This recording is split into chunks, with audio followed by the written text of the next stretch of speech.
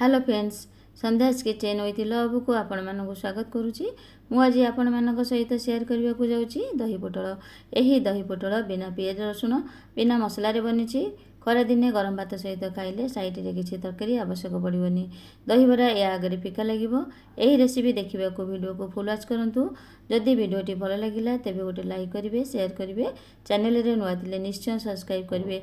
तेज आसतु start करवा आज recipe. दही पोटल करने मुझे 8टी फ्रेश पोटल ग्राम 250 ग्राम हे। प्रथम पोटल को भल भाव में पानी रे धोई नेबी। पोटल को पानी रे धोई नहीं एबे कौन करवा ना पोटल चोपा छड़े नहीं पोटलर दुई पट साइड को काटी नेउछि। दुई पट साइड को काटी नहीं दुई फाड़ करी काटी नेबी। देखंतु एही भली सब पोटल चोपा छड़े नहीं दुई फाड़ करी काटी नेउछि। दही पोटल पाई कणिया बा कसी पोटल नेबा। जे पोटल रे मंजी बड़ साइज थिबो सेही पोटल नेबा नहीं। देखंतु सब पोटल चोपा छड़ी नहीं दुई फाड़ करी काटी नहीं। एबे कौन करवा ना एथिरे हाफ चामच लुण, हाफ चामच हलदी गुंड, हाफ चामच लंका गुंड पकई भल भाव में गोलई नेबे। गोलई नहीं कभर देदेबा 10 ରୁ 15 मिनिट। एमती कले कौन हेब ना पोटल रे थिबा एक्स्ट्रा पानी सब बाहरी जीवो। ता सहित पोटल नरम हेबो। पोटल रेस्ट नेबार 15 मिनिट हो गलानी। कभर बाहर करी नेउछि। देखंतु पोटल केते पानी बाहरिछि। एबे पोटल को चिपुड़ी पानी बाहर करी तेल रे फ्राई करी नेबा। पोटल को फ्राई करने गैस ऑन करी पैन बसई गरम करी नेछि। एबे एथिरे गोटे बड़ चामच रिफाइन तेल पकई नहीं गरम होगा छाड़ा।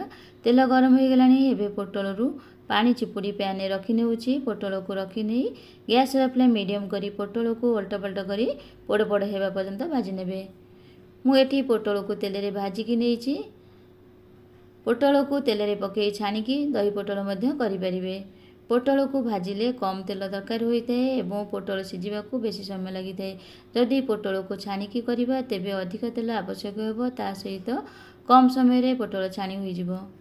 देखंतु पोटल को मीडियम फ्लेम रे उल्टा पल्टा करी 10 मिनिट भाजिला परे पोटल पोड़ पोड़ हो जाइछि। एबे पोटल को पैन रू बाहर करी नेउछि। एबे दही पोटल पाई दही प्रस्तुत करिबा। दही पोटल पाई मु नेछि 250 ग्राम फ्रेश बसा दही। 250 ग्राम पोटल पाई 250 ग्राम बसा दही नेछि। एबे दही को बोल रखी नेउछि। दही रे 2 ରୁ 3 चामच पानी दे दोछि। दही रे हाफ चामच रु कम लुण देखिए नेबे कारण पोटल रे आमे आगुरु लुण पकेइथिले। कला लुण हाफ चामच, गोटे चामच चीनी, भजा जीरा लंका गुंड गोटे चामच चाट मसला, 2 बड़ चामच नड़िया कोरा ऑप्शनल किंतु नड़िया कोरा पकेइले बहुत बढ़िया टेस्ट लगे। गोटे चामच धनिया पत्र कटा पकई भल भाव में मिक्स कर नेउछि। दही को भल भाव में मिक्स कर सारानी। एबे एथिरे छुंक देबा। छुंक पाई गैस रे तड़का पान बसई गरम करी नेछि। एबे एथिरे गोटे चामच रिफाइन तेल पकई गरम हेबाकू छाड़िबी। तेल गरम हो गलानी। एथिरे 2टी सुखिला लंका, हाफ चामच सोरिष, हाफ चामच जीरा, किछि भूसम पत्र, 2 चिटकी हेंगू, गोटे चामच आंब कषिया अदा कंचा लंका छेचा पकई भल भाव में भाजी नेबी। गैस फ्लेम लो करी। देखंतु ए सब भल भाव में भाजी हो गलानी। एबे एथिरे पोटल को पकई नहीं 1 मिनिट भाजी नेबा। 1 मिनिट पोटल को भाजिला परे एबे हाकू दही रे पकई नेबा। पोटल को दही रे पकई नहीं भल भाव में मिक्स कर नेउछि। देखंतु वर्तमान प्रस्तुत हो गला दही पोटल।